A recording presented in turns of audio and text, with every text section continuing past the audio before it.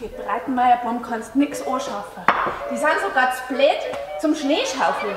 Der eine schiebt den Schnee links um, der andere rechts um. Ihr müsst den Schnee in Hang runterschirmen, einen Hang runter! Reg dich doch nicht auf, Barbara. Was möchtest du denn anders erwarten, wenn der Vater der Bürgermeister ist? Ist doch gar nicht wert.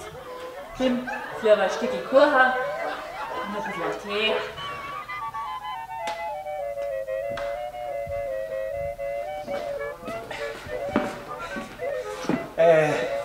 Wir wollten nur fragen, wo wir jetzt den Schnee hinschaffen sollen.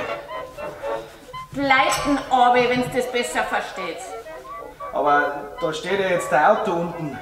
Du hast doch gesagt, wir sollen den Wagen runterschirmen. Ich hab gesagt, den Hang runterschirmen. Den Schnee. Alles muss man selber machen, ehrlich. Und das in dem Zustand, oder?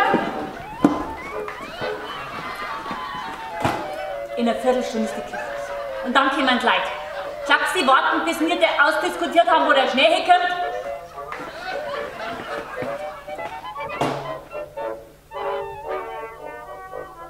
Also sowas ist mir im 13. Semester BWL auch noch nicht passiert.